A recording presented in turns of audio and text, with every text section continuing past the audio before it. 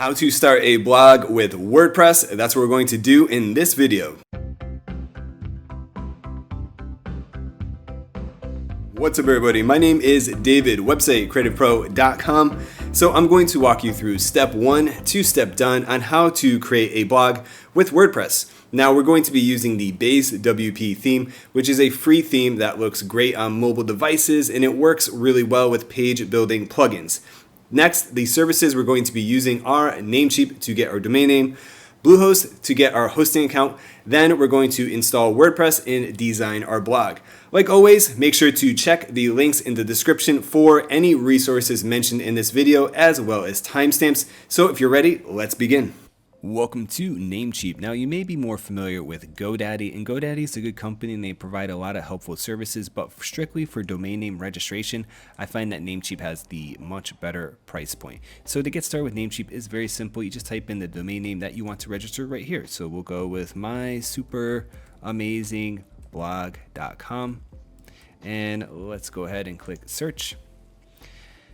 And now on this next page, it'll tell you if your domain name is available. So this one is currently available and I can add it to my cart. If it's not available, then you have to search for something again.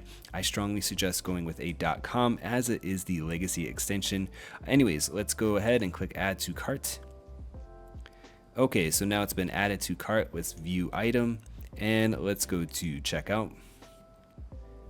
Okay, now you can register your domain name for 1 year up to 9 years in advance. I definitely recommend registering your domain name for 2 or 3 years, and then as your project sticks around, you can renew it again for a longer period of time. And I suggest leaving auto renew off. That way, when your domain name's up for registration to pay for it again, you can just log into your Namecheap account and then pay for it yourself. You get WhoisGuard for free with Namecheap, and that is it. Go ahead and confirm your order, which will involve you creating a Namecheap account and submitting payment, and that's it. Welcome to Bluehost.com. So Bluehost is actually the #1 recommended web host by WordPress. Now, Bluehost offers free SSL certificate, one-click WordPress install, 24/7 support. Now, I know it says free domain name here, but free is not free, guys. It's free for the first year, but then you're paying an inflated price after that. And so it is actually cheaper to go with Namecheap. I strongly suggest you go with Namecheap. Anyways, let's get started. So to get started with a hosting account, you click on the big green button that says get started. And now this will take you to basically their shared pricing plans, okay? And so you have two options I would recommend. I'd recommend the Choice Plus or the Plus plan. And so this is an introduction rate. All web hosts have a nice introduction rate, and then the normal price is $11, and then this is $15. Now, I like these plans because they provide enough resources to allow your website to grow to 1,000 visitors a day, 1,500 visitors a day, etc. And then as you need to upgrade your web hosting account, you can easily upgrade your web hosting account at a later date when it makes sense. But when you're starting out, you just want to go with Plus or Choice Plus, okay? And so I'm going to be going with Choice Plus. And so just click on the green button that says select. Okay, and next you can use a domain name you own or create a new domain name. We do not want to create a new domain name because this is going to register your domain name through Bluehost. We already have our domain name at Namecheap. So just type in whatever domain name you used that you registered at Namecheap, and this will become your primary domain name on your accounts, okay? So I'll just type in let's get this out of the way, mysuperamazingblog.com. Click on next. Okay, and then this is basically your standard information where you fill out your account information. I'm not going to insult your intelligence, walk you through how to pay for something online. Package information, this is where you want to pay attention to. So you can have 12, 24, or 36. The longer you select, the bigger discount you get. I definitely would recommend at least the 12-month plan. It's only $90. You get 30-day money back guarantee. So I would definitely go with 12 or 24 months because it does take 1 or 2 years to really build out a website to get to the point where it's starting to get a lot of traffic, etc.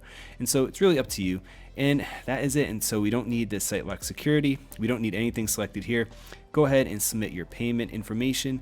click that you have read and accepted the terms of use, and then submit your payment, and then Bluehost will have a onboarding process that you can go through. Welcome to Bluehost.com. So after you go through the onboarding process, which I suggest you just click on skip each step, you'll get to this area, which is your dashboard for your hosting account.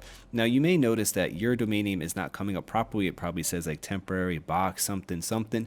That's because you still have to set the name servers at Namecheap to point to your hosting account. So let's get to it. So now you have your domain name at a domain name registrar and you have a hosting account. How do you connect it to? It's a very simple process. Basically, you have to set up the name servers at a domain name registrar to be pointing to your hosting account. It takes a few minutes and I'm going to show you how it's done right now. Setting up name servers is quick and easy. Now, this is the welcome email that you should get from Bluehost upon purchasing a web hosting plan. Now, this is the primary domain name that is associated with the account, and this will be basically the domain name that you use when you are signing up for Bluehost. Now, when you're in your dashboard for Bluehost, you're looking at something like this, like box, temporary domains, etc. You're like, how do I get my domain name to appear? The reason is you gotta just set up name servers. So it's quick and easy. So just go to Namecheap, go to domain list, go to manage, and then under your domain, you wanna scroll down to where it says name servers. Now here you have, it should say Namecheap basic DNS. You wanna make sure to go and select custom DNS. Then all you do is put in the name servers, which is NS1 Bluehost and NS2 Bluehost, into your name server section within your domain, and then click on the check mark to save.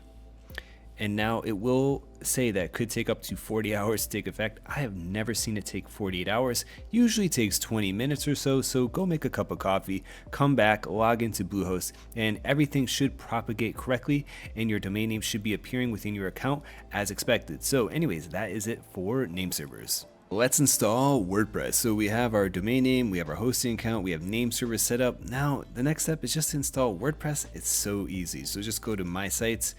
And then with Bluehost, you just go to create site, and here you can enter a site name and tagline. You can change this later, so don't worry too much about it. So I'm just going to call it my website, and we'll just call this tagline. Now, more importantly is to pay attention to the advanced tab. Email address, this is basically the recovery email. If you ever forget your credentials for your website, it'll be sent to this email address. Admin username, pick something that you can remember, and then the password, obviously pick something that you can remember. So I'll just go ahead and do that. So I'll create an admin username, and let me go ahead and create a nice password. Okay, next, click on next. Now, helpful free plugins, we don't need any of these, and we want to install it on this domain name, our primary domain name for our account. Then you click on next, and WordPress is installing. Okay, and WordPress has successfully been installed. So to log into WordPress, you just click this button right there, and WordPress will load. And that is it. And so welcome to WordPress. You have successfully installed WordPress. Now, whenever you want to log into your website, make sure you go to WP-admin. So let me just show you that really quick. Let me log out. Okay, so this is basically the dashboard. So to get here, you have to go to WP-admin, and then you just enter in your username and email address, and then enter in the password that you just created. So your username or email and your password that you just created. And so every single time you want to log into your website, this is what you have to do. Go to WP-admin and then just enter in your credentials and then log in. And it's that simple. All right, so security, permalinks, and various settings. Let's get to it. So the first thing that we want to do is we want to go over to users, and then you want to click on users. Now you're going to notice that you have one user account, and this is your administrator account, and this account has full access to the website, can add anything, delete anything. And when you publish content, you want to publish content as an editor just because it adds a level of security to your website. So to add a new user, you just go add new. And here we go. So now you can just create a new user name. So I can just call this David U. Then email, you have to enter a different email address, and that is it. And now you come down here and you go to subscriber, and you want to change this to editor. We don't need to check that. Now let's go ahead and add new user. And this is also helpful to know just in case you want to ever bring on a writer for your website, then this is what you can do. You can just create different accounts. And so that is it. And so now when you publish content, if we come over to posts, let's open up the Hello World post. And if we just take a look to make sure that whenever you publish content, just to make sure it's selected as your editor account. And so you just navigate over to where it says author and just make sure you select the admin or the editor account that you want to publish the blog post as. Okay. And now we can jump into a little bit more detail. So now that we have this editor account, let's open this up. And now a couple different things that we can do. So we have a nickname here. Here is where you can change the nickname. And so I'll just put in my actual name, and we want to display name publicly as our name. And so what that means is that if we come down here, let me update the user, and let me go ahead and update this blog post. And so let's just take a look at it. And so how it says by David right here, and that's basically being powered by this right here. Okay. And that's it. So you want to go in and make sure to change this to an editor account. And next you're going to notice that right here is a bio. And so let me just put in, this is a bio. Let me update the user. Now if we do that on some themes, they have a bio at the bottom. And so let's just reload this page. And now you've noticed that I have a little bio. And if you're wondering, well, how do I get this little image to appear? Very easy. That is a Gravatar image. So Gravatar is a service by WordPress where you can just basically link an image to an email. So like whenever you leave comments on a blog or publish content on your own website, you can just associate an email to having a picture appear. And that's basically it. And on most themes, you can turn this on or off if you want a bio to show or not. Okay. And that's basically it for users. Now, the next thing that we need to do is change our permalinks. And so we want to go to settings, and then we want to go to permalinks. And now you have a bunch of different options here. So we have dates, and dates are good if you have a news-oriented website, if you're publishing time-sensitive content. Now, what I recommend is using either post name or custom post structure. Post name is ideal for small websites that are only going to have like 20-30 pages. In general, I would definitely suggest you go with custom structure. And the custom structure that I like is /blog/post name. I find that this gives a nice site architecture to the website as a whole and a good user experience, and it just helps search engines index everything really well. So let me just go ahead and save changes. And just to show you what I mean is like, so let's just take a look at like website creative pro domain names. Let's take a look at domain names.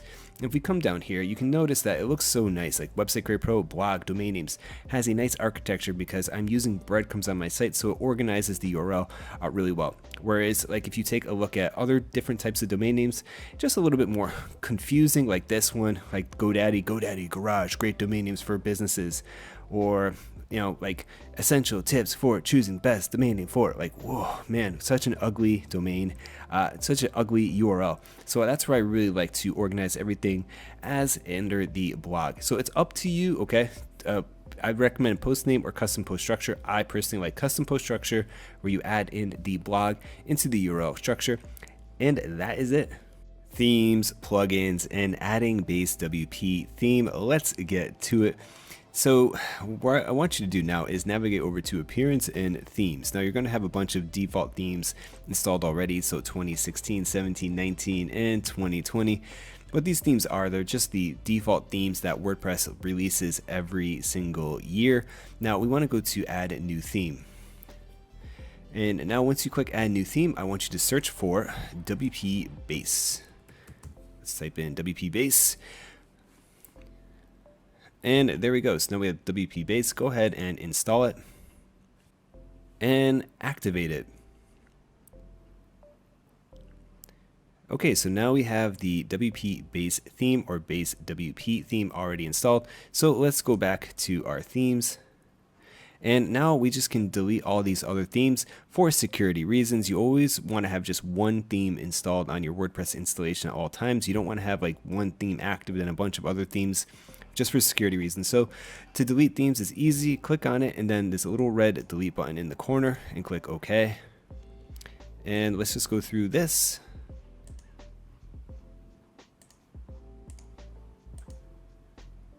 And now the last one. Okay, so now we have Base WP installed. Now, next we need to go into our plugins. Now, plugins are little programs that add as different types of extensions for your website. Now, depending on your web host, we are using Bluehost in this tutorial. Usually you'll get a bunch of default plugins already installed. So the only ones that we really want to have installed right now are Jetpack. And so go ahead and deactivate everything else. So this Bluehost plugin, we don't need it. I'm going to walk you through in the tutorial of how to install specific plugins that we need. So this Hello Dolly, we don't need that. And now that we just deactivated the Bluehost plugin, it's changed into Mojo Marketplace. So just go ahead and delete it. We don't need it. And I'm going to leave Akismet as unactive, and I'm going to deactivate Jetpack by WordPress. And so far, we don't have any plugins currently installed. Actually, this one is saying update now. So let me just go ahead and click on that. And that's basically it. Okay, so you should have WP Base or Base WP currently installed. Go ahead and delete various plugins. And that is it. Let's install Breadcrumbs. Now, Breadcrumbs is this little section right at the top of the site. Now, I love Breadcrumbs because it provides a nice structure for search engines. It allows users to know where they are. It provides internal linking to, say, like your category pages. Use Breadcrumbs. Now, again, you don't have to, but I strongly recommend using Breadcrumbs. And one thing that's really nice about Base WP, it's so easy to set up. So anyways, let's go and install our first plugin. So we'll go to plugins, and now I want you to click on add new, and we're going to install a plugin called Yoast SEO. Now once Yoast SEO comes up, we want to go and click on install, and you want to go ahead and activate it. Okay, so now Yoast is installed and activated. You're going to have a menu item over here, so click on this SEO item right there.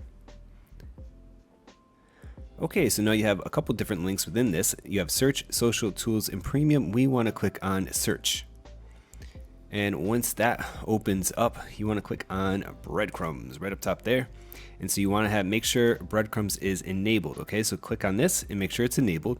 Then I always like to have the last page bolded so it stands out a little bit. And we want to organize everything by category. So you can choose whatever format you want. I like to organize it by category, so it's blog, category, and then the post title. That's what I suggest. Once you're set up, click on save. Okay, now let's view our website. Okay, so we just opened this up. Now let's check our blog post. And there we go. So now to enable Breadcrumbs, we have to turn it on. So we want to click on customize. And once we do that, we want to click on theme settings, and then you want to go to post, and then you want to click it where it says display breadcrumbs, and Breadcrumbs will come up right at the top. And go ahead and click publish, and we'll click the X, and there you go. So you now have Breadcrumbs set up and enabled on your blog. Alright, so let's edit some blog posts. So I went ahead and added a few demo blog posts just to help you show you how to basically manage your blog posts. Now you should have a blog post called Hello World. You can go ahead and just delete that and just trash it. So you just go here and then click on trash, and it adds it to the trash. It's that simple. Now let's go ahead and edit this one. What is the difference between green tea and black tea? Let's pretend this was like a blog post and I'm making like a tea site that's all about how to brew tea. Now, this is look good that we have this Breadcrumbs up there, but look at this URL structure. It's /blog/ what is the difference between green and, oh, that's really bad. You don't need to have your URL be that long. Now it's fine to have the page title be that long, but for the actual URL, you want to jump into your blog post and make sure to keep things short and sweet. And so like, what is this blog post about? This blog post is about green tea. So it's a green tea dash verse black dash tea, and even that's a bit long, but that's okay. That's much better. Now, because we installed Breadcrumbs, we have the Yoast SEO plugin, and right down here is where you can manage the way your basically content will appear in the search engines. So basically, we want to just make sure that everything's okay. Like you want to have this bar be green, and so basically it's what is the difference. So we have the blog post title followed by the website. Now the website is currently called My Website, so maybe we should change that. To change that, you just go to General, and under General is where you can change the site title. So I have a tagline. I don't want a tagline. We don't need a tagline. And now call the site title, call it what the website is, or what the domain name is. Okay, and so I'm matching the site title to the domain name, and you should do the same. And then go ahead and click Save Changes. Okay, so now that is good to go. So let's reload the blog post. Oh, let me just click on update it. Now, if we take a look again, everything should look correct.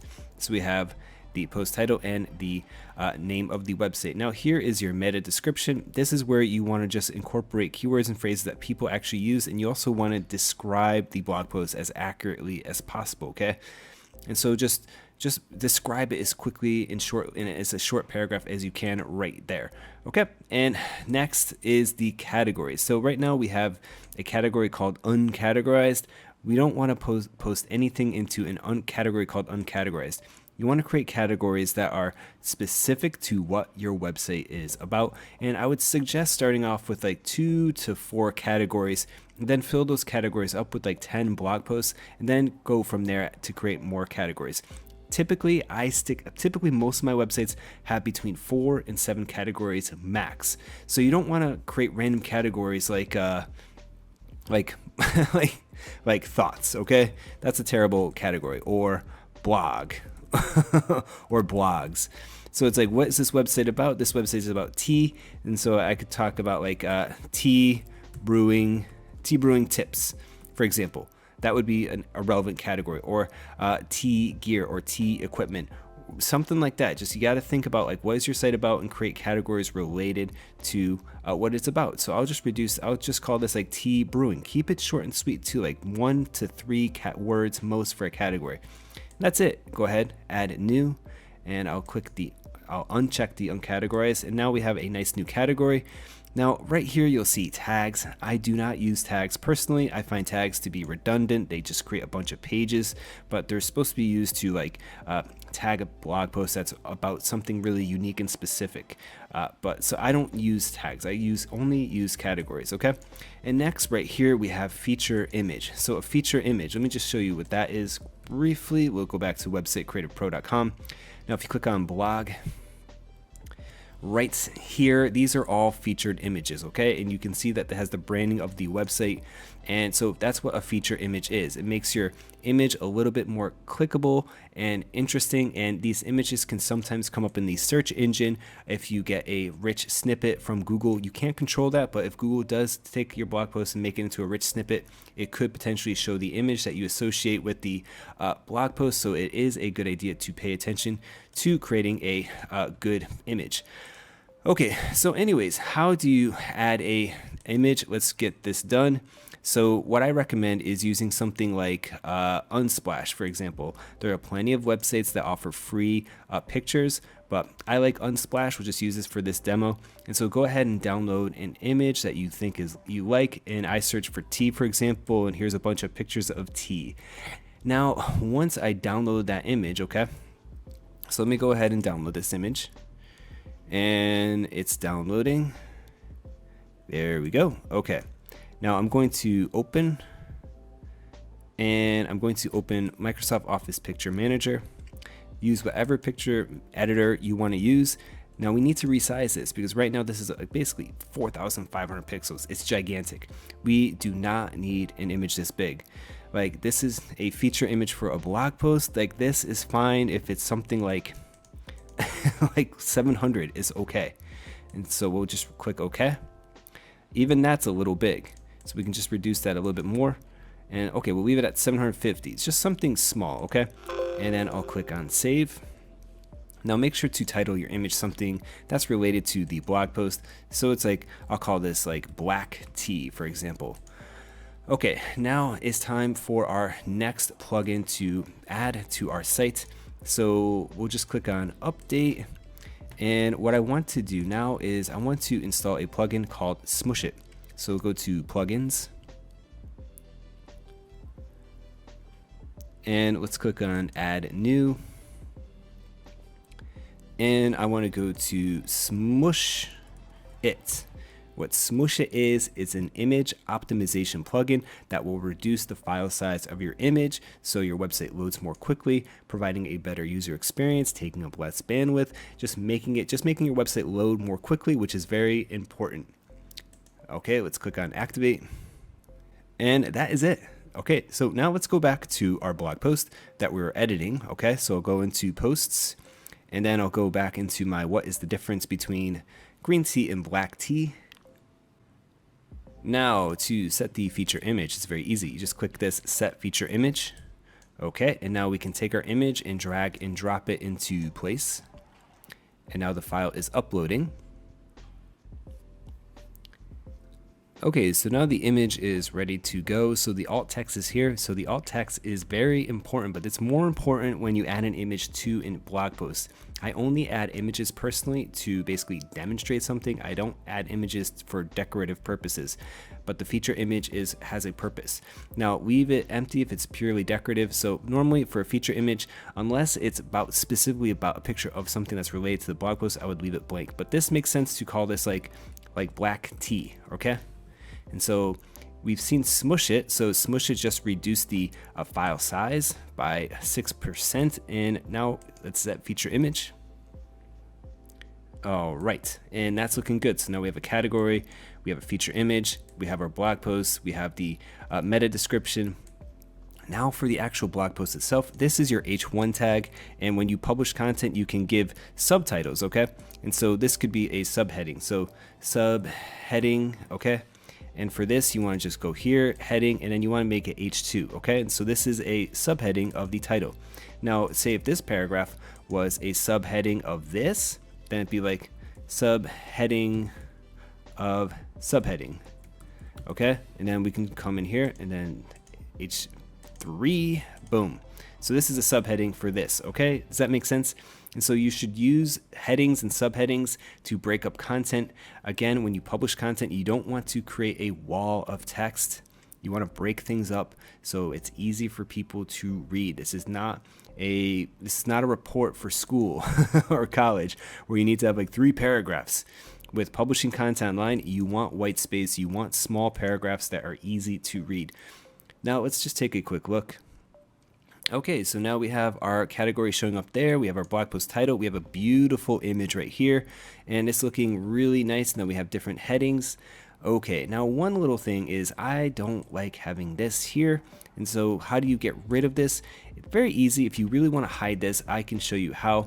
So what I would recommend doing is click on customize. Okay, and now with customize, you want to go to additional CSS. And all we need to do is put an entry meta display none. So that's basically called your meta description. With this theme, they don't give you control over the meta description, but here we can just put that in entry meta display none, okay? And that will remove the meta description from all your blog posts. So like if you don't want to show the date, you don't want to show the author, you know, it's totally fine. And that is it. Okay, and so let's click on X. And there we go. Okay, so now we have our breadcrumbs, feature image, title. We've hidden the meta description. We started setting up categories as appropriate, and we went through the meta description for the blog post there. And we also changed the site title to something else. So right now it says blank there. So let's just go back to setting. Let's go to general. All right, so let's make sure. Okay, so I got my name there. Okay, so we'll have to upload a logo in just a bit. We'll get to that in a little bit later. But anyways, that is it for the blog posts. Okay, so I went ahead and added a feature image to each blog post. Now, one other little piece of advice I have is to also consider using something like canva.com. And you can also use Canva to make different types of thumbnails and images. And so like we can take this type of image and you can just download from here and keep your images all the same size. So this is like basically like a YouTube thumbnail, but the image is quite large, and then you can download it as a JPEG and then resize it, and then that way all your feature images are the same size. Not a big deal, but just something to know. And that's personally like what I do on websitecreatorpro.com, just in case if you're wondering. And I also like to add branding to each feature image, so I have it as websitecreatorpro.com, and that's all done with Canva. And so just in case if you want to know how to do that, that's how I do it.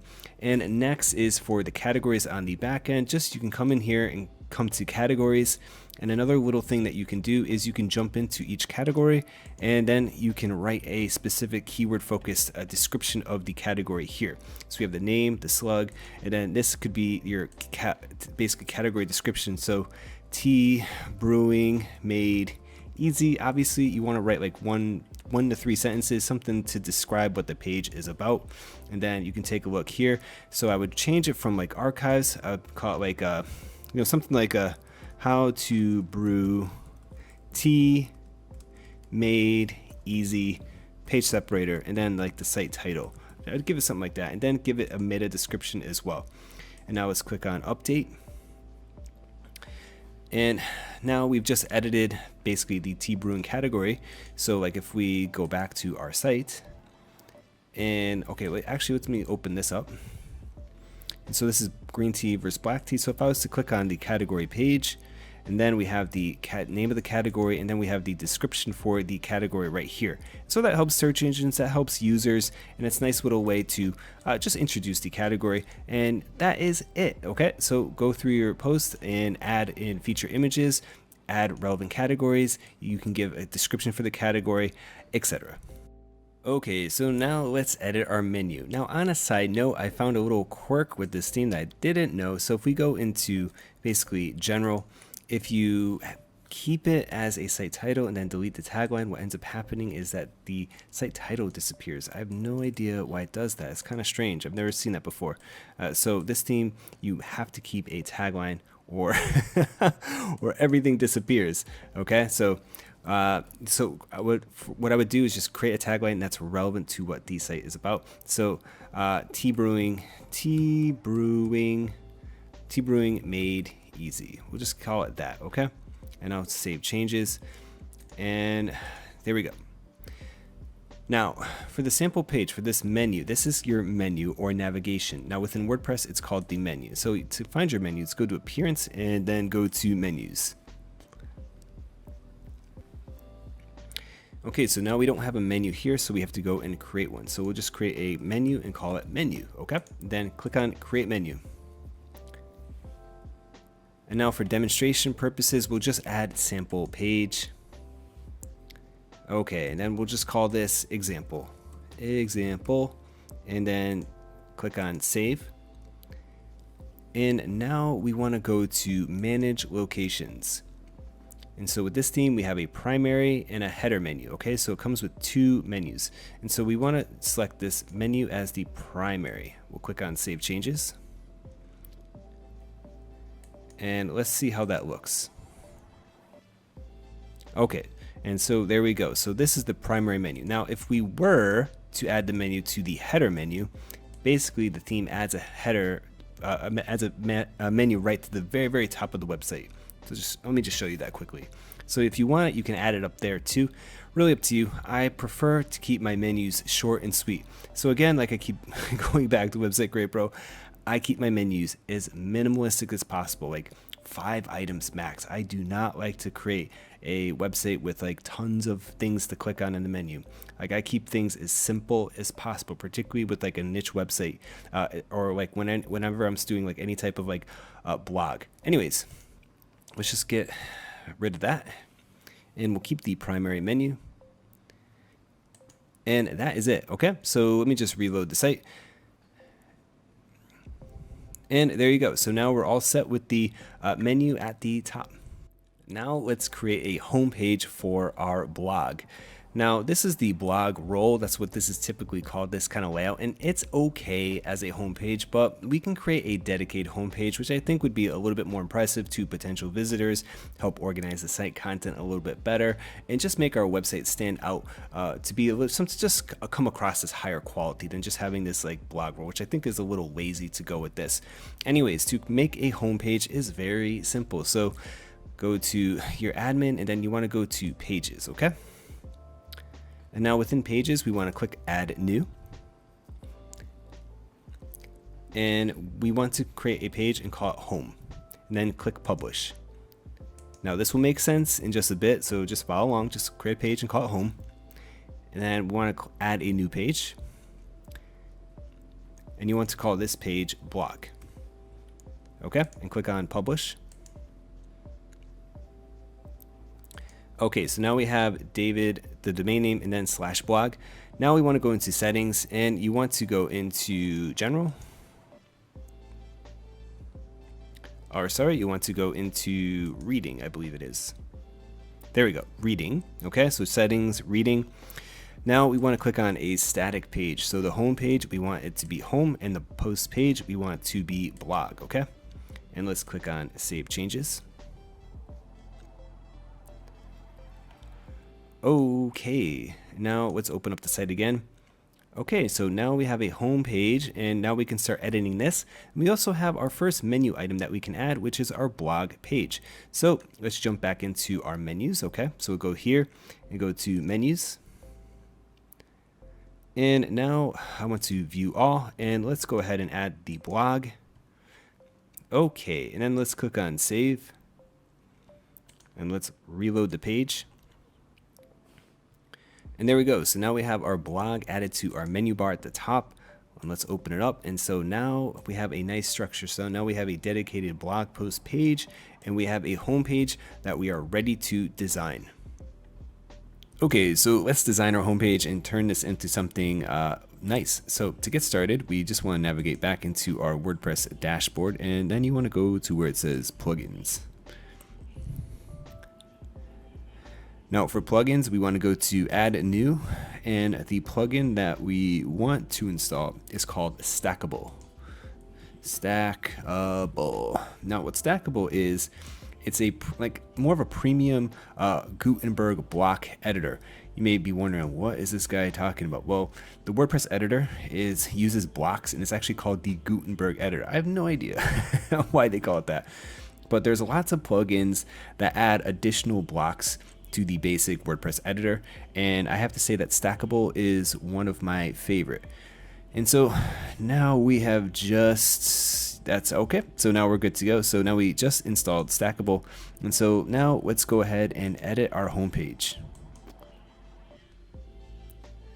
All right, so the first thing that we need to do is we need to navigate over to where it says template, and then we want to select full width. So that means that this particular page, the home page, is just going to be a full width page, and it's not going to have a sidebar. Okay, so we just take a look at it now because I just changed it to full width, and the sidebar is gone, and now we are ready to basically design. Now this is the Gutenberg editor, so it's basically a bunch of blocks, and you can choose what you want. Now if you click the plus sign, you'll notice over here that there are a bunch of different blocks. So you have your most used, common formatting, layout, widgets, embeds, etc. But we just installed the Stackable plugin, so now we have a couple different more premium blocks. And so again, you can play around with this to see what you like, but I'm going to use like call to action, for example, at first. And now that we've added a call to action box, now over here is where we can change the style. So there are a couple like styles that you can download for free, and there's a couple premium ones. So if we click on free, for example, here we can change it to this block, for example, or I can select this block or this block, and then you can just jump in here and quickly edit the text and edit the background image as you want. Okay, but let me just go ahead and select the basic block. Okay, so this is where you'd want to have a call to action for your website. And so this should be something that's related to like what your website is about. So like if I have like a tea brewing site, it's like brew tea like a pro. I don't know, something like that. So you gotta come up with something better than that. But that's kind of like what you want to do there. And so next you can go to style. And now style is where you can adjust everything. So for example, we have title there. And so the title right now is H3. I would go ahead and change it to H2. So that means this will be an H2 title tag now. Okay, and then you can change the typography to something that you like, or if you like that, you can just keep it. And now if we open up general, so we can center or have the text off to the left or right. So I'm gonna just keep it at centered. And then we have the button down there, and then the button can open a new tab. You can have a no file link if you wanna. So this is really helpful, like say if you have an email opt-in form you wanna link to, or you have some specific guide that you wanna link to, or a product, that's where you'd link to this right there. And so very nice, so you can just click it and change the text. Like I'll say something like click here to learn more. Click here to learn more. something like that. And so then you can just change the different the button styles, okay? And so I'll leave it something like that, okay? Then you can change the button size to make it like really large if you want. Border radius you can change. So if you want to have it, maybe we'll make it a little bit more round like that. Okay, and then let me just minimize that. Okay, and then we have basically the description. And so button right there, and then spacing, and then block background. So if we click on the block background, we'll just X out of that. Now, here we can add an image or a video if we want. So just go ahead and click this, and I'll select one of the images I've already uploaded, and then I'll click select, and then there we go. So now we have a nice background image. We'll click update, and then let's go ahead and view the site. Okay, so now this looks nice, okay? But like, oh, I don't like that. How do I get rid of the home? Very easy, guys. You just backspace.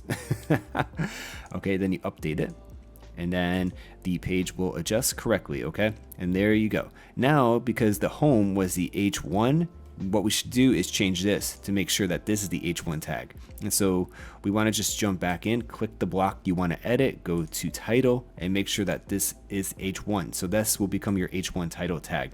You need one H1 tag on a page. And so basically this should basically make sense to what this page is called. So for example, I should go ahead and edit the page. So I have right now, it's just David, my name. And so let me just jump in there. And so we can change that by going to we can even change it just down here. We can go down here, and then let me just delete all of this. And so I'll just call this David, or call it your website's name, page separator, and then the keyword phrase. So brewing tea made easy, something like that. And then we'll have a meta description there. So you write something that's keyword focused related to what your website is about. So write your description here.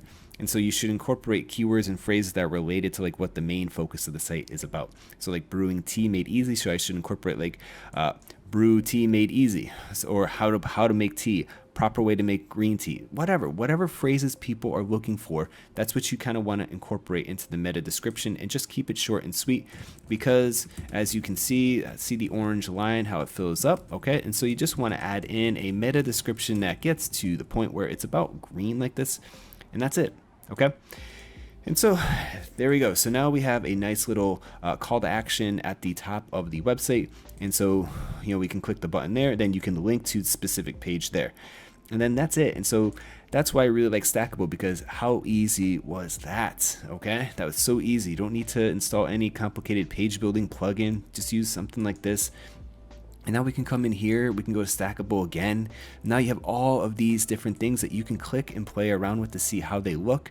And so what I'm going to just go ahead and do is, like, I personally like to keep my websites simple, particularly like my content oriented websites. So I like to just have like my blog post title. I mean, you can just look at how I personally design websites. When I'm creating like a blog, I like to have a dedicated homepage, and I like to have a call to action of something at the top. I typically like to have some type of welcome message to explain people what the site is about. And then I like to just introduce people to basically like either your best blog post, your categories, different products, your latest blog post there, whatever. And so that's kind of like how I typically approach designing any type of site. So we can just do the same type of thing there, okay? Or we can just, like, I'll remove this block, and we can just create this as like you could just keep this as a paragraph, okay? Or we can have it as a cover image if we want, or whatever. So I can just say something like, welcome to my expert tea blog, where I show you professional tips and tricks to making quality tea from your home. Okay, we can add a little welcome message like that. Okay, and then like we can underscore that or space that, keep this, and since this is H1, I can make this an H2, so I can go there, make that an H2, and then center it. There we go. Then we come in here, and it's like I can add in my latest post like that. I can scroll down here, click free, pick the one that you think looks nice. I like that one. Okay, so now these pages are coming up, these blog posts that we have are coming up quite nicely, but you know, we can maybe change the style a little bit. So I want the feature image, I don't need the category, I want the title. Do I really need an excerpt? No, I don't really need an excerpt here. So we can just minimize that. And then that looks nice, okay? That looks very simple. And so let's go ahead and click on update. And let's reload the site. Okay, so now we have a nice page title. We have a little call to action there. We have a little welcome message. And now our blog posts are coming up quite nice there. Maybe we can go ahead and center this block so it all kind of looks a little bit better. Okay, and there you go. So now you have a nice little beginner homepage of things getting set up correctly, and that looks really nice. And so you can just continue on with this if you want. So we can come down here, we can click on the block, we can add in more stackable features if we want. So I can come down here for stackable, and we can add in like just different things that you want. So you want to have like a testimonials, team member pricing, image boxes, like a video, feature image, expand, divider, more of this good stuff right here. So it's very powerful stuff, very easy to use. And so like I can enter there, and like maybe I'll go here and I'll come down here, and maybe I can I'll add in a divider. Okay, and so that looks nice. And then I'll come down here and I'll click this, and maybe I can add in this as a divider. So let me come in here and find the divider again. There we go, boom. Click on update. Okay, so it's a very subtle feature, but like, okay. And then that's it, okay? So that's how you can kind of structure this and start creating your own little homepage, dedicated homepage that looks quite nice. And of course, you can always change the layout of this. So if you want the layout to look like that, or if you just don't like this at all, you can just come in here and select free, and then select a whole different feature. Like if you want this one instead, or if you want it like that, or this, okay? Or that, like whatever you want to do. So I personally like having the images above. That's personally how I like to structure everything. And so let me just minimize the excerpt again. We don't need that, okay? And then that's it. And so that should give you some idea of potential design ideas. But whatever you do, I would keep things as simple as possible, okay? Just like the way I design here, this looks complicated, but you know, I keep it simple and elegant like this, okay? So we have a nice call to action there, our latest blog post there. And next is to start like designing the footer and other little elements of our website. Okay, so let's just finish up. So what I went ahead and did is that I reduced the size of the images here. So all I did was I went into feature image, and then I reduced the image height to about 194. So the images are a little bit more square than very long. Let's go ahead and add one little element to the bottom that I really like with Stackable, and that is the feature image. And so this is a great image if you ever want to promote a product. So this could be something, we'll just call it like, I'll just call this affiliate product. Okay, then short description of product. And then we'll just call that short description of product. Okay, then we can just add an image over here.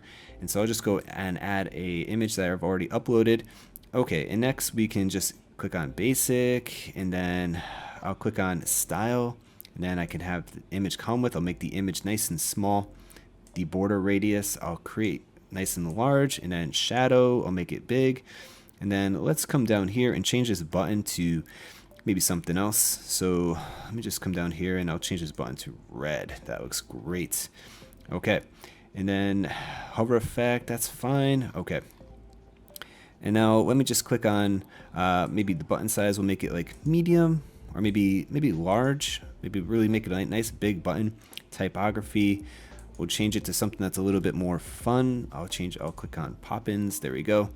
Okay, and then let's change the button text here. Click here. Okay, then click here. And there we go. And then I'll update this. Okay, and then let's just take a quick look at how this homepage is looking. And that's looking good. Okay, so we have a nice little call to action there, and we have our blog post there. We get to the bottom there, and then we have this affiliate product at the bottom right there. So you know, we can change more of the style here if we want. So for example, if I wanted to, we'll come up we'll come back up to general. So image column width, we can change this, border radius, we can have the whole product centered, and that's it. And so now that's coming together quite nicely. So typically you'd want to have more of a product description there. So short product description where you sell the benefits of the product with great copy. We'll just call it that, okay? And let me just go to the image column so we can make this a little bit bigger, because on the website this is too much white space actually, so we need to like make this image a little bit bigger. Yeah, there we go. Okay, so that's starting to look nice. Okay, so you have the call to action there, your latest blog posts. You can link to an affiliate product with this right here if you want. You can also throw in your categories or specific things that you want to link to above this. But for a basic layout for a homepage, I think this is looking quite nice. Now it's time to make a logo for our website. So I recommend using something like Logo Maker if you want to make your own logo for free, or hiring a designer on, say, something like Fiverr. Those are basically your best options. You don't need a big complicated logo. Okay, if you look at websites the way most websites are designed today, the logos are simple, and it's because simple works. You want a small logo so your website loads quickly. You just want to get the point across. I mean, we can take a look at anything. Like we can take a look at like makingsenseofsense.com. This is a website that gets 300,000 monthly visitors. And let's look at their complicated logo. Whoa, that is so complicated. Or Ramit Sethi's, I Will Teach You to Be Rich. This is a multi-million-dollar a year education company now. Look at their logo. I will teach you to be rich. Whoa, that is so complicated. It's simple, okay? Simple logos are the way to go.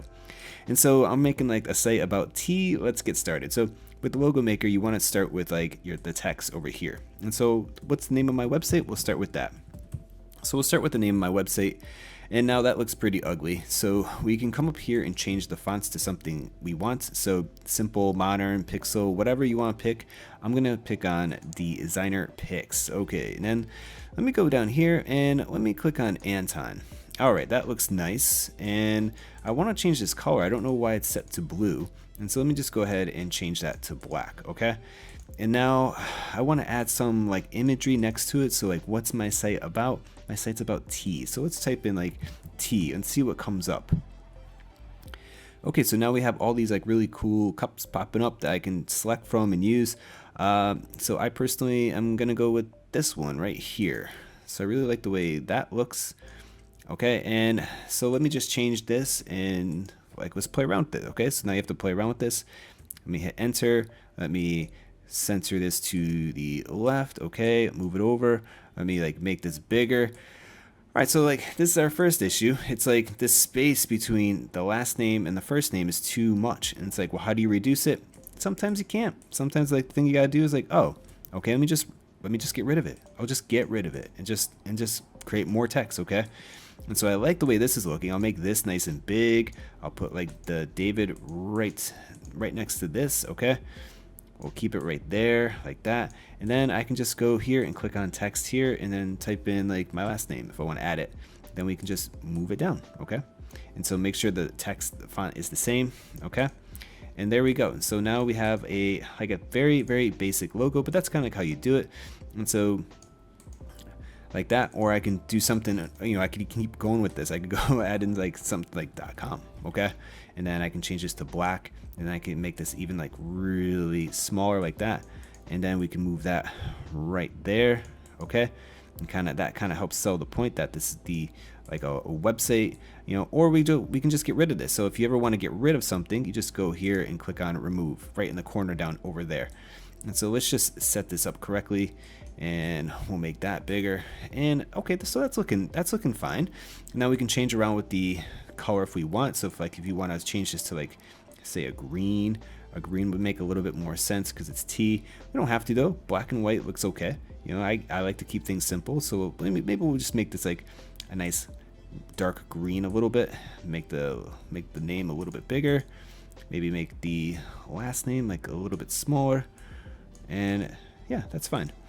Okay, so now it's time to download our logo. So to do that, you click here, save logo, and then you say no thanks, download low resolution file. And right here, you have your logo downloading. And so we'll just take that and drag it to the desktop. And I'll just call this logo, okay?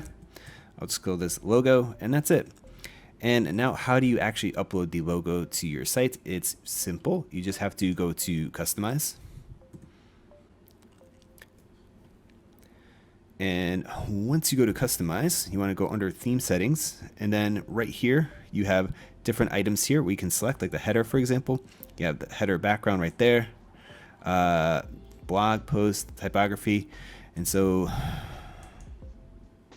And once customize loads, you want to go to where it says site identity, okay? And then you want to click on select logo, and then this is where you just want to drag and drop your logo into place.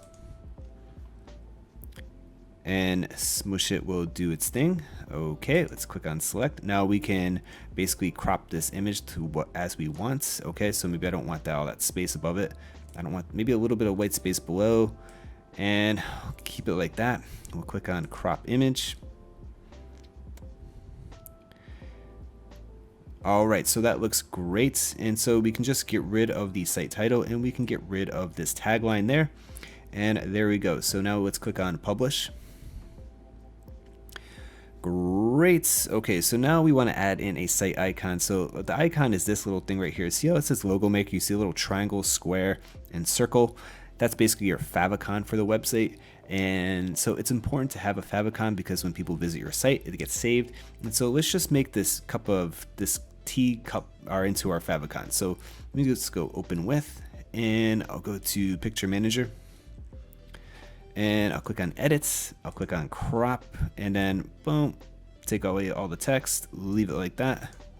Okay, I'll reduce this down to that. Okay, click X, click save. And let me rename this favicon, okay? Then select site icon, and then drag and drop the favicon in. It's literally called the favicon. That's what, I don't know why, but that's the name of it. And click select. And we'll just click on, see, now I made a mistake. Okay, so basically you want to have enough space so you can crop it in appropriately, but I think that kind of looks nice actually, to be honest with you. It kind of looks cool. So I think I'll just keep it like that. But if you ever run into this situation, what you need to do is just make the image a little bit bigger. Okay, so there's more white space so you can just crop it in appropriately. Anyways, that's how you upload a favicon, and that's basically how you upload a logo. Let's click X out of this. Wait, let me click on publish. And let me click X. Okay, so that's looking quite nice. Okay, so now we have a logo, we have a little menu, we have a nice little designed homepage. And so that is it for your logo and favicon. Okay, and one last tiny little design tip is to make sure that you use like 2 fonts typically for a website. You don't want to be using 3 or 4 different font styles. So like we have Anton in the logo, so it'd be better if we could change this to Anton so it would match a little bit better. Now I know I'm going to get the question like, how do I change the font style for this or whatever? Well, unfortunately you can't. I mean, you can, but you have to pay to upgrade. And so this is kind of the issue with all free themes. They just limit various aspects like this. So if you want to change the font, you have to basically go and get the premium version of this. But it's okay because it still looks nice just the way it is. Anyways, let's go into the back and change this brew tea like a pro, and let's change that to Anton so that it matches the site a little bit more. All right, so we'll just click on this, and then we'll go to title, and then we'll go to typography, click on edit, and we'll just type in Anton. Okay, there we go. And we'll click yes, and that's it. So we'll click on update. And then let's also make this bold so it's a little bit heavy so it matches the Anton font a little bit better. And that is it. And so let me just go ahead and make sure that this is bold so this matches well. And then also make sure like this is Anton as well. So let's just go into the title, then typography, and like Anton. Okay. And so you just want to pay attention to little details like that, because that's something that you don't notice as when you view on websites, but basically that's a good rule of thumb, so to speak, is to like pick two font styles and stick to it. Okay, so like maybe a font style for like all your headers and another font style for your body, or just one font style for everything, whatever. But because we're using a free theme, we are a little bit limited in terms of our options. So I'm just picking Anton when I can, and then just leaving everything as the default font family for these sites. Now it's time to create an about page and a contact page for a website, and we're going to put that right in the menu bar at top. So how do you do it? So basically you just navigate over to dashboard and you go into jump into pages, and then you just want to click on add new. And so we literally want to create a page and call it the about page, about, or about this website, or the story behind, or something like the story behind my passion for brewing tea, whatever. Like, you can just get creative. And now you can basically talk about the website. Okay, so about pages are never about you, they are about the website, why the website was created, why you have the authority to write what you're writing about, that sort of thing. So it's like with a Website Creator Pro, for example, I have a story about my history, and then I have a very helpful guides linked on the about page. You could do something similar. Okay, so you can either make a very long about page or make a very short about page, whatever, and then always try to direct people's attention somewhere, either to an email opt-in form or to some specific guide or product or whatever. Okay, don't leave people hanging where you don't direct them anywhere. Okay, and then you want to just come down here and then edit snippet and make sure that it's something that fits. And so let's back out of this and then back out of the separator. Okay, and then we'll click on publish. And then let's go in here. So now we have it as this really ridiculously long URL, the story behind my passion for brewing tea. No, we want to get rid of that, minimize it, and then click on about. Okay, we just want to create it, make it say about, and now we can change the default template here. We can change this to maybe like a full width. Like, we don't really need a sidebar on our about page, right? Not really that important. Okay, and then there we go. There we go. We get back out of this. Let me open this up, and there you go. So now we have this. Now what you can either do is you can either go in here and write content, or you can use Stackable and create a very beautiful creative looking home about page, whatever. Okay, so it's up to you, but basically that's my approach for creating an about page. Now let's go ahead and create a contact page. Okay, and to do it, we just click on add a new. All right, let me just click on update, and let's go ahead, click on add new, and the next thing we want to do is click on contact. Okay, or we can create something like need to get in touch, question mark, and then keep your message short and sweet, something like that. Now give like 3 sentences, 2 or 3 sentences, explain how you want people to contact you. Keep your message short and sweet, 2 to 3 sentences. Check our FAQ guide. We reply to emails within 24 to 48 hours. Also message us on our Facebook page, whatever. Now let's come down here and then make sure this makes sense. And so now we have the site title, separator. And so let me just go ahead and add in a separator, and I'll put the name of the website at the end. You can give it a contact page, or you give it a meta description for the contact page. Let's go ahead and click publish. And now the same thing, we need to change this. Go to edit and then just minimize that and call it contact. Something as simple as that. Okay, and then default template, I would do like full width. There's no need for a sidebar on the contact page.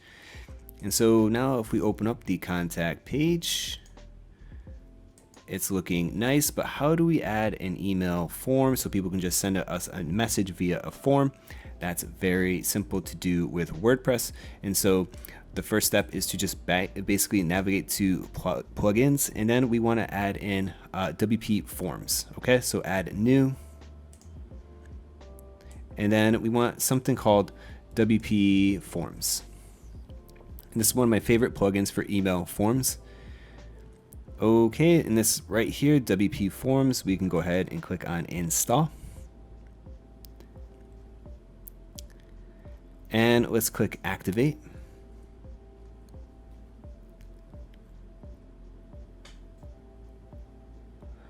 Okay, now we can create our first form. Let's go ahead and do that. And it gives us this nice little onboarding process. So we just want a simple contact form. So we'll just click create a simple contact form. Simple as that. And now here is our form. And so I want to edit this part up top there. And the format is, I just want it to be simple. I want maybe name, email, then comment or message.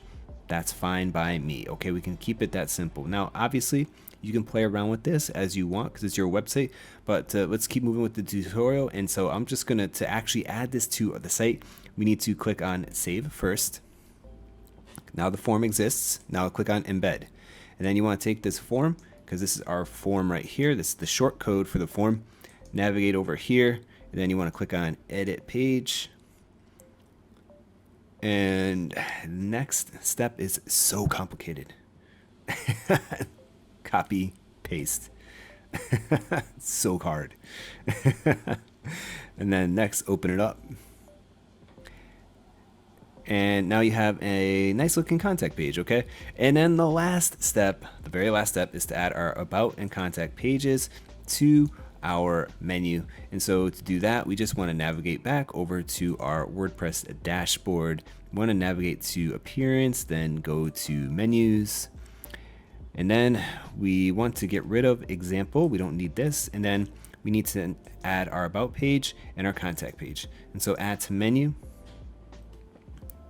Okay, so now these have been effectively added, but you'll notice something, that it takes the entire name of the page and it's like, oh, this looks terrible. Like, how do you make it shorter? Easy. You just click this drop down and you delete this. Need to get in touch? No.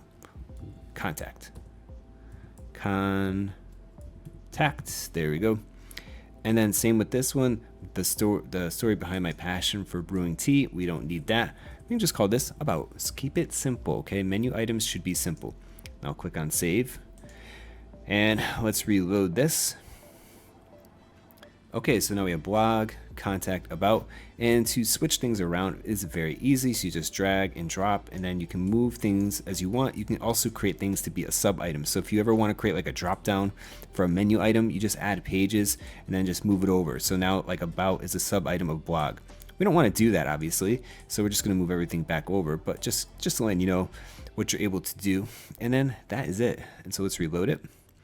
And so now we can just move things around. So there we go. So now we have a nice little, menu. So we have blog, about, contact, maybe add in something like resource pages or whatever you want. Or maybe you could add in like a category page, something like that. But anyways, that's basically what you want to do for your about page, contact page, and how to add it to the menu. Alright, so time to add your legal pages and stuff to the footer of your website. So do you have to do this? No, you don't have to do this when you have a brand new website. This is more important, particularly when your website starts generating money and starts getting a significant amount of traffic. So like I would say, like when you start getting around like $1,000, then it's really important to like maybe sit down with an accountant and sit down with a lawyer and help you craft these pages. I know that's not what people want to hear, but it's the truth, because your website's starting to become a little bit of a business.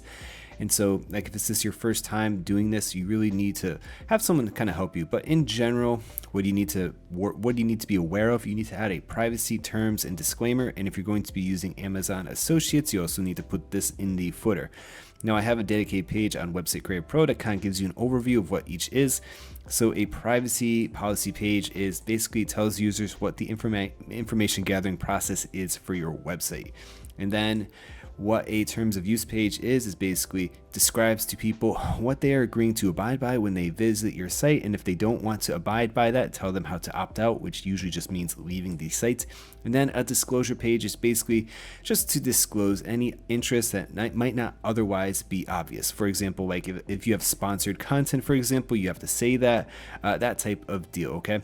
And so that's basically what you want to go ahead and add to your site. Maybe not today, but this is just something to be aware of that you're going to have to do. So in order to do this, we want to add something to our footer right down there. And so in order to manage the footer, this is basically how this theme works. So we have to go into appearance and go over to widgets. And now with our widgets, we have 4 widget areas. We have 1, 2, 3, 4. So it comes up as like little blocks, like 1, 2, 3, 4. And so if you have 2, for example, if I only have information in 2 widgets, it comes up as like 2 blocks. So I'll just put in like hi, and then we go to footer widget 2, and I'll put something in here, and I'll call it hi. Okay, and we'll click on save. I'll click on save, and then we'll open this up, and then you'll see how it appears.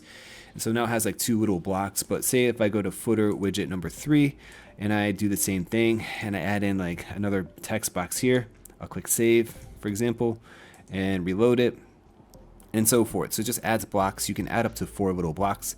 What's best? It's up to you. It's your website, whatever you think is best. I'm personally going to just leave it as 2, okay?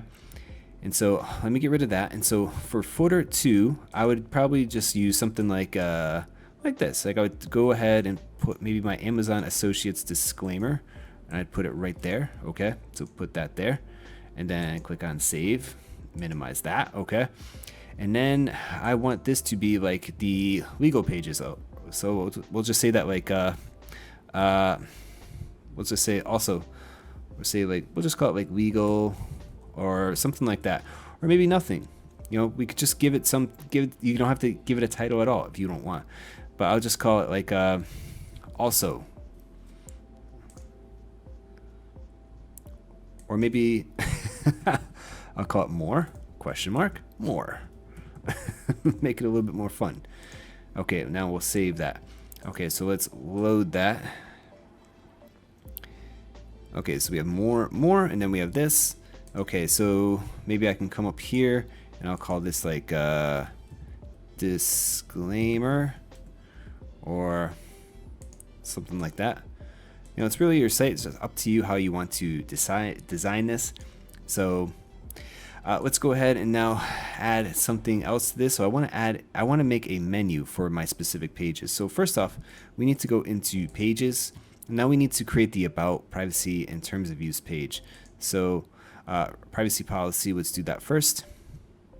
And so just go here, and we'll just type it. I'll just call it privacy policy. Privacy policy. Click on publish, and we'll create this one. And then go to add new.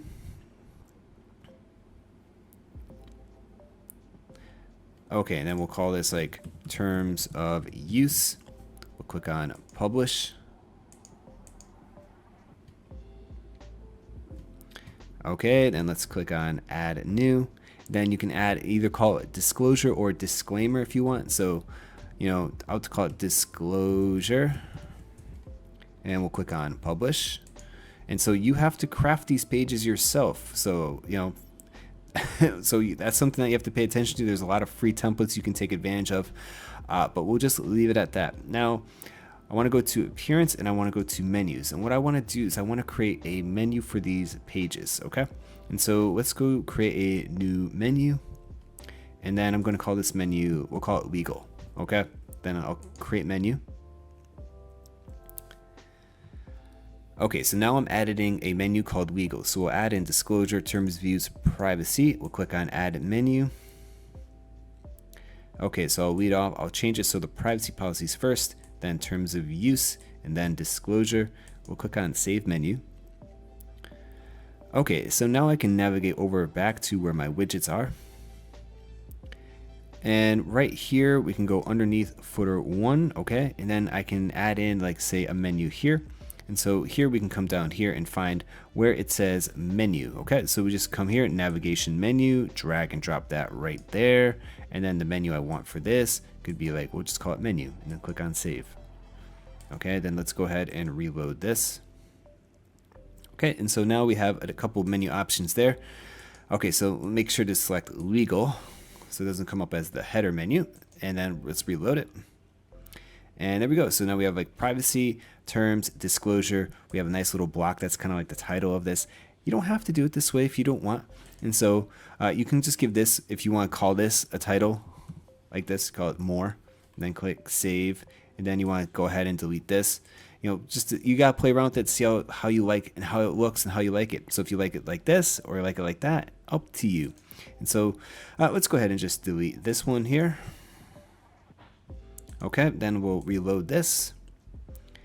Okay, so there we go. So now we have more. We have our privacy policy and all our legal stuff. We have our disclaimer. Now, if you have like social media links that you specifically want to link to, you can go ahead and do that as well.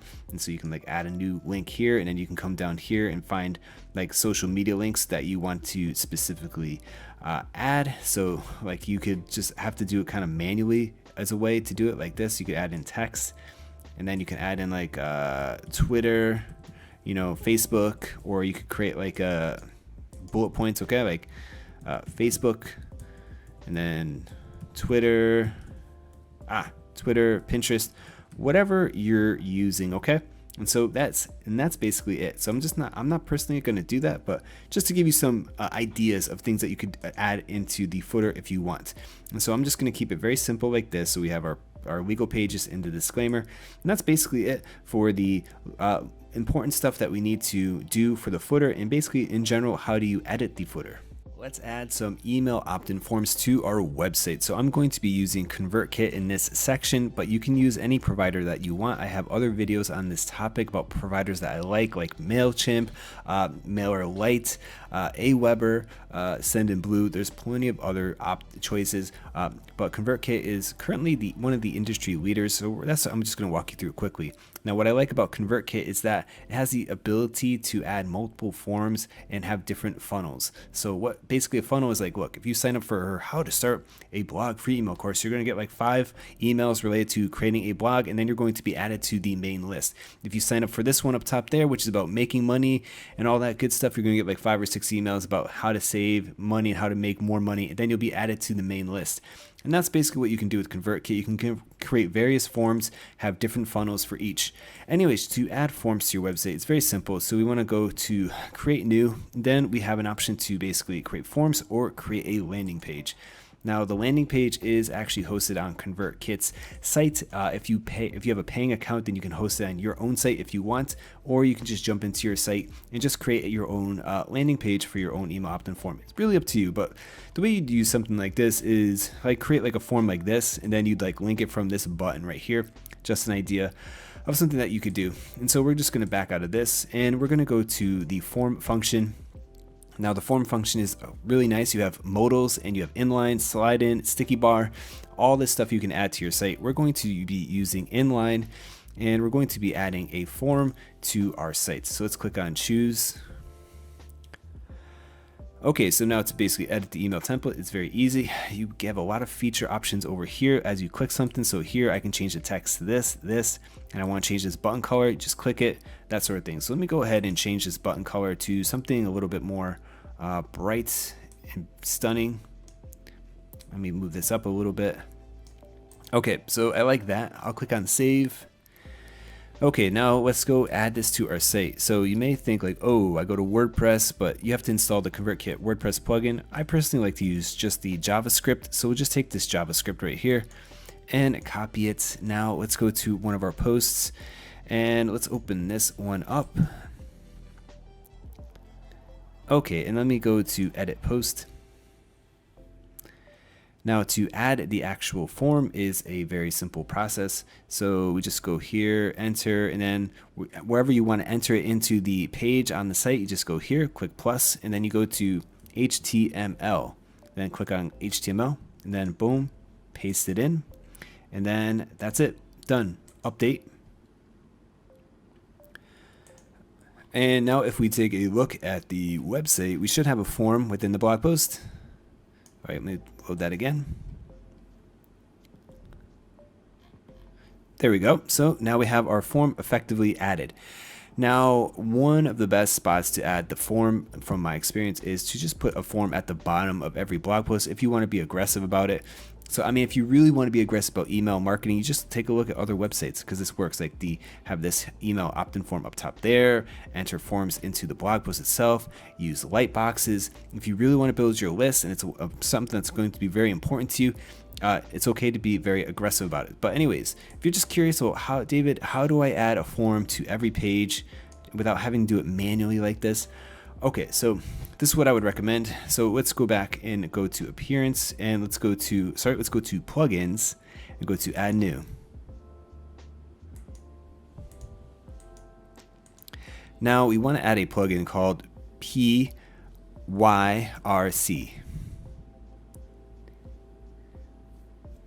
Or sorry, I always get that confused. PRYC. I always get that mixed up. Okay, so now this all looks the same. The one we want is add custom content to post and page, top and bottom. Let's go and click this and install. And then click on activate. Now, once the plugin is activated, you can find it over here in your settings and then PRYC, click on this. And now we just want to add content to the bottom of every single blog post. It's very easy. So just paste this in right there. Then click Save Changes. Okay, now that should be it. So now if I go into any of these other blog posts, we'll just open this one up. How to properly brew green tea. There should be an opt-in form right at the bottom. There it is. Okay. And so that's basically from one interface how you can quickly and easily add a form or whatever you want to all blog posts. So if you want to add something specific to the bottom or the top of a blog post, I really like the PRYC plugin. And so basically that's it. That's basically for how you add an email opt-in form quickly and easily to your site. Okay, so how do you add related blog posts at the bottom of your page? So on websitecreatorpro.com, I have this powered by Jetpack, and what this does is basically it shows related blog posts to the current page the person's on. This is very helpful because one, adds imagery and color, it makes the site a little bit more visually appealing, but two, more importantly, it gives users something to click on, somewhere else to go, and it provides good internal linking, which is beneficial for search engines. Basically, it's a win-win for all. Now, I recommend using Jetpack to power this. Jetpack is a plugin from WordPress. So you go to a dashboard, and then you want to navigate over to plugins. Now, with most WordPress installations, you get Jetpack as one of the default plugins. So go ahead and activate Jetpack. Okay, next we have to go ahead and set up Jetpack. So let me just go ahead and do that. Now it's telling me to basically approve the connection. So let's go ahead and approve. Now your experience may differ depending on whether or not you have a WordPress account or not. Basically, I already have an account and I'm just completing the setup, and it says Jetpack is finishing setup. Okay, and that is it. So Jetpack is set up. Now Jetpack is free and provides various features for free, but they do have upsells for other various things. You can just ignore this, okay? And so let's just navigate back to our dashboard. Okay, and now we have Jetpack over here. So click on this. Now again, I just want to emphasize it is free. You don't have to pay for anything. They do offer a free plan, but they usually hide the link somewhere or whatever, depending on when you watch this video. Anyways, now we want to go into settings. And now once we're in Jetpack settings, we want to go to traffic. Then right down here where it says related post, we want to say, click on this, show related posts after your content, highlight related content with heading, show thumbnail when appropriate. And that is it. Now let's go here to settings and let's go to reading.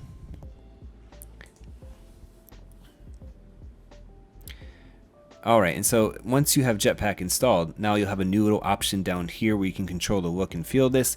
So I'm going to click this off. I don't want to show the date, and I don't really care about showing the category. I just want to show the image and I want to show the link, and that's it. And so click on Save Changes. And then that's it. That's all you have to do. Now this populates automatically. So if you have a brand new website with like 5 pages, don't expect related posts to show up.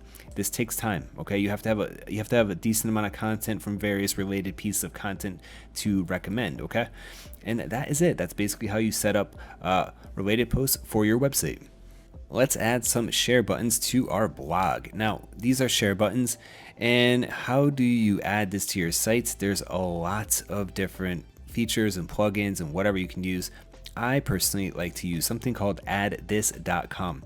Not only does it tell you the specific items that have been shared, it gives you kind of a broad overview of your traffic. I mean, you can check this with your analytics, but anyways, to get started with adding this, you just want to click on tools, and then you want to click add new. And then right here where it says share buttons. So let's go ahead and do this. And we're going to add a floating share button to our site, which is this. Let's click on continue. Now you can basically have it be smart sorting by add this, or you can select it by you. So smart sorting basically means that per individual visitor, it'll show buttons that are most related to the individual visitor to the site. But I'm just going to go with selected by you. And so I'm just gonna, you keep it simple. So maybe like Facebook, Pinterest, and Twitter, or maybe even just Facebook, Pinterest, and email. Really just depends on where your audience hangs out. If you want to add more services, you can just click on that to scan and add something that's really specific to your country or whatever. For example, like WhatsApp if you're European, because like WhatsApp's not a thing in America, so it's not important.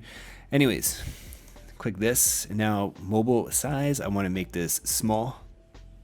So when people are on their mobile device, the buttons are nice and small and don't take up a lot of real estate. And I want the share counters to show a number, maybe when people will share it like 20 times. And then click on activate tool. And then activate tool. There we go. And next is just to get the code right there. And right here is another script. And so we need to install this into the website. Now we need another plugin. So let's go to plugins, and then let's go to add new. And the plugin that we want to install is headers and footers. Okay, so headers and footers. Now go ahead and install now. So it's headers and footers. It's this one right here. And activate. Okay, so now you want to navigate back to settings and then go to insert headers and footers. And you want to go ahead and put this script into the footer. So we'll put it there and then click on save.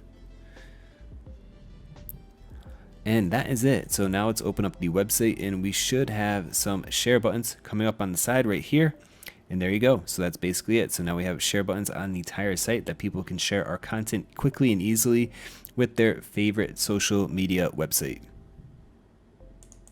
And the last is to set up Google Analytics. And Analytics basically allows you to see your page views, how many visitors to your website, how long they stay on your site, what pages they found, etc. To find Google Analytics, you just type in Google Analytics and it's the first result. You can sign in with any Gmail account. So once you're signed in, you should be looking at something similar to this. So you're gonna have to like create an account name. And so I'll just create like my website, for example. Here you can basically share your information with like account specialists and technical support. You don't have to, but it's completely up to you. We'll just click on next. Now I want to measure a website, so I'm going to leave this selected and then click on next. Then my website name, so I'll call it my blog, whatever, just call it the blog name, whatever you want to organize it for your own internal usage. And next you want to go here, you want to make sure it's HTTPS because we went with Bluehost, our website is actually secure. And then just put in your website, so David, and then last, and that's it. And so you can select the industry category, and that'll give you benchmarking data against other websites in that category if you want. Again, you don't have to do that. Then just click on create, and then I accept, and then I accept. So just have to go through this and go through this, and then click I accept. And then you're going to be getting some code, and then you take this code, and then it specifically says put it in the header of the web page that you want to track, or all the web pages you want to track, etc. And so this is why it's really helpful that we have headers and footers installed. So we want to go ahead and install the script in the header, click on paste, and then click on save. Now we're all set. Now once you have that done, I want you to head over to Google Search Engine Console, and in here you can verify ownership of your website, because now that you have Google Analytics installed, sign into Search Engine Console with the same email, and now all you have to do is put in your website.com, and it'll verify that you own this website. And then Search Engine Console gives you really helpful back-end data about how your website is ranking in the search engines, and what phrases people are using to find your website, etc. So I definitely recommend this. Again, analytics and Search Engine Console aren't particularly helpful when you're first starting out, but they become more helpful in a month or 2 months or 3 months as your website ages. But anyways, that's how you get set up with analytics and Search Engine Console. Alright, so once you're logged into Google Search Console and your website is verified, what I want you to do next is to just submit a sitemap. So navigate over to where it says sitemaps. Then here is where you can enter in your sitemap URL. What's a sitemap? Basically, a sitemap is a map of all the URLs associated with your website. Submitting a sitemap to Google just helps Google index your site a little bit more quickly. And your URL, where is that? Well, because you're using the Yoast SEO plugin, it automatically generates a sitemap for you. So you just want to go to SEO, you want to go to General, and then you want to click on Features, okay?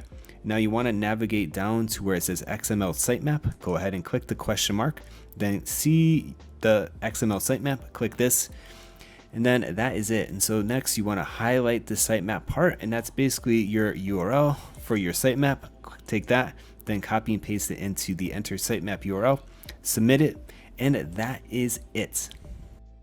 Alright, so our website and blog is basically done. So we have just cover a couple little more final details before we wrap this up. So first things first, this is the sidebar of the theme, and obviously if you want to manage anything over here, you want to go into appearance, and then you want to go to widgets, okay? And then under this widget area, you want to navigate to where it says sidebar. Now there's a couple things that maybe you want, maybe you don't want. For example, we don't need meta, we don't need archives, we don't need recent comments, so we can just come in here and delete that. We can go ahead and delete archives, and we definitely can go ahead and delete meta.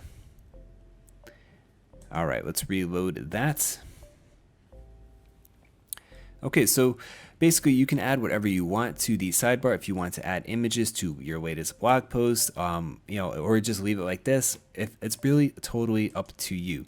Now we can just take a look, and it says blog, and that's not really good either. So let's go ahead and enter a proper page title for the blog. And this is what I definitely recommend you doing. So come down here, click edit, and then make it something like the website name, blog. I don't know, just give it a proper title, okay? And then go ahead and update this.